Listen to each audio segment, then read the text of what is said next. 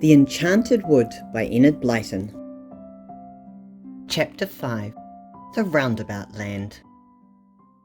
One big broad branch slanted upwards at the top of the faraway tree. Joe climbed onto it and looked down, but he could see nothing, for a white mist swirled around and about. Above him the enormous thick white cloud stretched with a purple hole in it, through which the topmost branch of the faraway tree disappeared. The children felt tremendously excited. At last they were up at the very top. Joe carefully pulled himself up the last branch. He disappeared into the purple hole. Bessie and Fanny followed him. The branch came to an end, and a little ladder ran through the cloud. Up the children went, and before they knew what had happened, there they were, out in the sunshine, in a new and very strange land. They stood on green grass. Above them was a blue sky. A tune was playing somewhere, going on and on and on. "It's the sort of a tune a roundabout plays, Joe," said Bessie, "isn't it?" It was. And then, suddenly, without any warning at all, the whole land began to swing around. The children almost fell over, so suddenly did the swinging round begin. "What's happening?" said Bessie, frightened.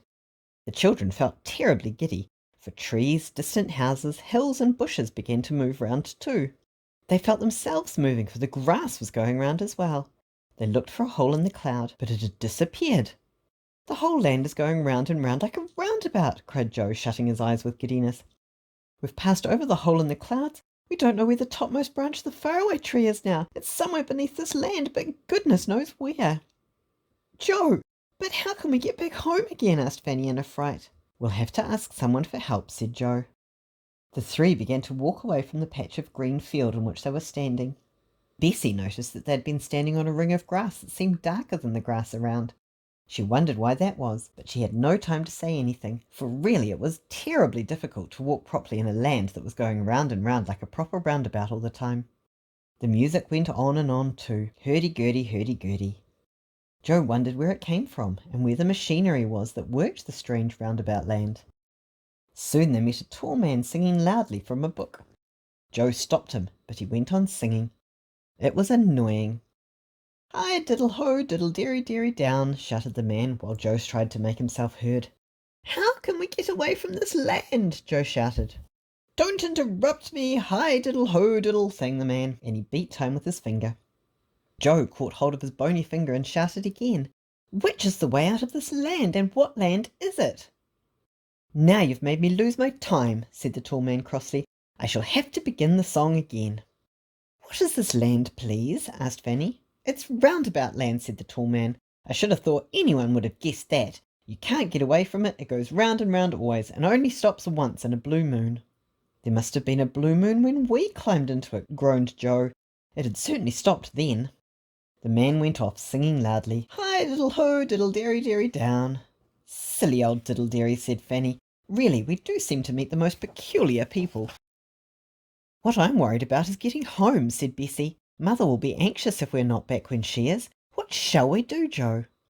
"Let's sit down under this tree and have a bit more to eat," said Joe.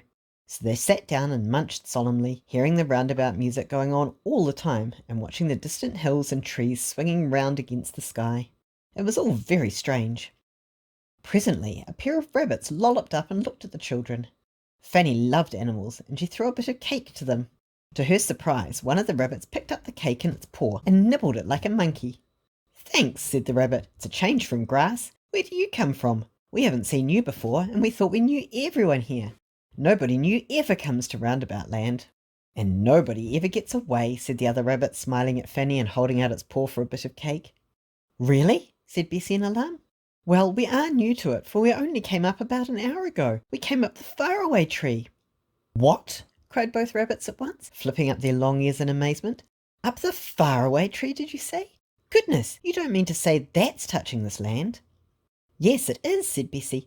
"But I expect, as this land is swinging round and around, that the topmost branch might be almost anywhere underneath it. There's no way of finding out." "Oh, yes, there is," said the first rabbit excitedly. "If we burrow down a little way and make a hole, we can see whereabouts the faraway tree is underneath, and we can wait for it to come round again when the land swings above it."